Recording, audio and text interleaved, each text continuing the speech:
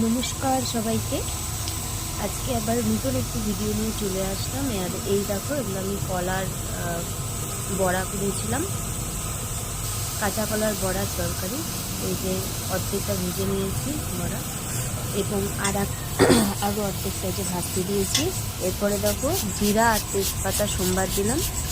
এখানে তোমরা চাইলে ওই পাঁচফোড়ন সোমবারও দিতে পারো। আর এই যে মশলা, লঙ্কা, জিরা, আদা, ধনিয়া, গরম মশলা, রসুন, পেঁয়াজ সমস্তটা এখানে করা ছিল, লঙ্কা গুঁড়ো ছিল, এটা সমস্তটা তেলের মধ্যে দিয়ে দিলাম। আর এই যে কষানো হয়ে গেছে। এরপরে সিদ্ধ করে রাখা আলু যেটা দিয়ে দিলাম, দিয়ে ভালো করে কষাতে হবে।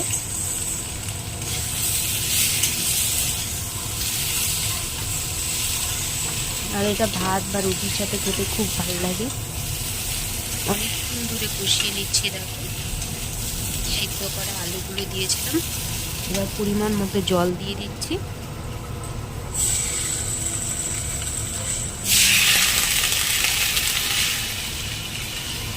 এবার যতক্ষণ না ভালো করে ফুটে যাবে ততক্ষণ এটাকে জাল দিতে হবে আর কি।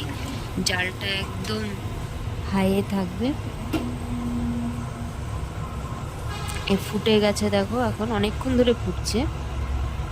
তো ফোটার পরে আমি এবার এগুলো দিয়ে দিলাম, বড়াগুলো একটু খুন্তিটা চালিয়ে নিলাম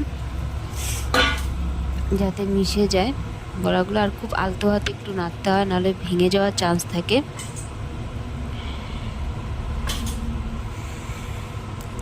নামানোর আগে আগে ঘি দিয়েছিলাম, যেটা আমি তুলতে ভুলে গেছি, ক্লিপ দিতে ভুলে গেছি।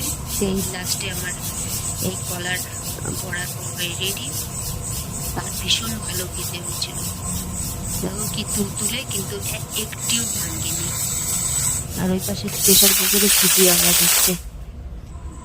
আর এই যে তারপরে দুপুরবেলা চলে এসেছিলাম আমি রাজবাড়িতে। আমার মেয়ের আর্টের পরীক্ষা ছিল এই বছরের। তো তারপরে কি করব, অতটা টাইম, তো চলে আসলাম রাজবাড়ির দিঘিতে। এই হচ্ছে রাজবাড়ি দিঘির ঘাট। আর এই পাশে কোনো একটা অনুষ্ঠান হচ্ছে, বাচ্চারা নাচছে সব। আর শুনলাম কয়েকদিন আগে এখানে নাকি স্নান করা যাবে না, নিষেধাজ্ঞা দিয়েছে, কিন্তু কই, আমি তো গিয়ে দেখলাম অনেকেই স্নান করছে।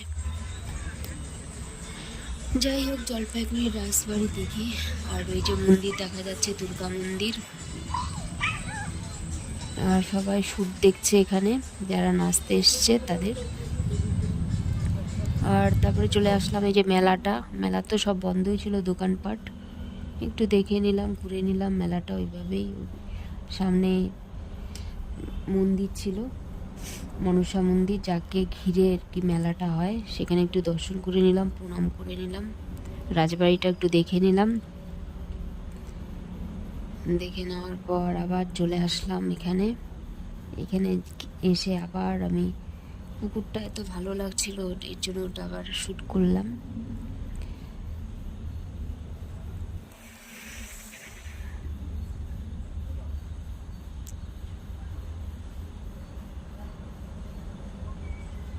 আর এই যে রাজবাড়ির আরেকটি মন্দির, আমি এই ঠাকুরটার নাম জানি না, ওদের হয়তো কুলদেবতা হবে। আমার না এই পুরানো জিনিস দেখতে খুব ভালো লাগে।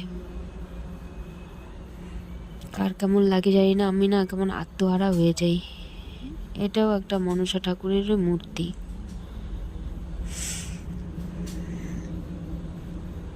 এখানেও পূজা হয়। এই দেখো প্রতিমা।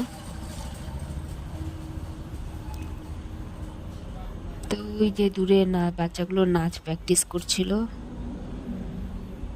আর আমি মন্দির থেকে চারপাশটা উঠিয়ে নিচ্ছিলাম। কত মোটা মোটা খাম, কত বছর পুরানো, প্রায় 200-250 বছর তো হবে। একটু টাচ করে নিচ্ছিলাম।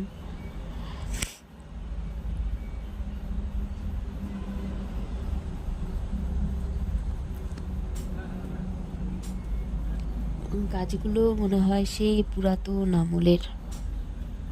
200-250 বছর আগেকার।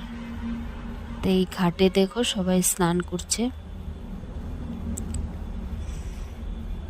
আগে রাজবাড়ি দিঘিটা যখন আগে যেতাম ছোটবেলায় আরো পরিষ্কার ছিল, চকচকে ছিল। এখন কেন জানি না এত খুব নোংরা হয়ে গেছে।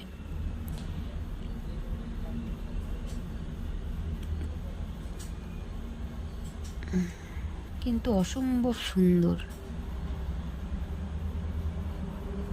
খুব ভালো লাগে এখানে। আমার মাঝে মাঝে আমি যাইও এখানে, সময় পেলে এইখানটায় গিয়ে ঘুরে আসি।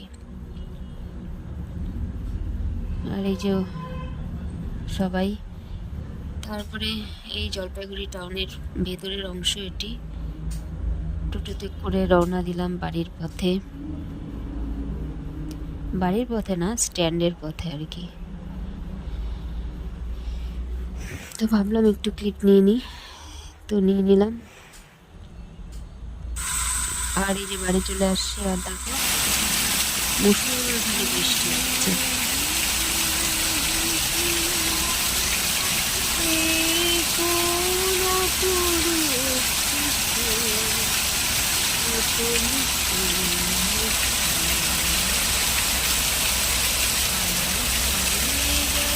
আমার একটু দরকার ছিল টাউনে, আবার একটু টাউনের পথে। আর এই যে মসজিদ গোমাস্তাপাড়া, আবার বেরিয়ে পড়লাম। গোমস্তাপাড়া মসজিদটাও খুব সুন্দর। আর এই যে আবার আসার সময় ভিডিও, কাশফুল দেখলাম ফুটে গেছে রাস্তার পাশে একটু দূরে, বাস থেকে তোলা ভিডিও। ও, তোমাদের কেমন লাগলো ভিডিওটি? যদি ভালো লাগে অবশ্যই অবশ্যই কমেন্টে জানাবে। আমার কোথায়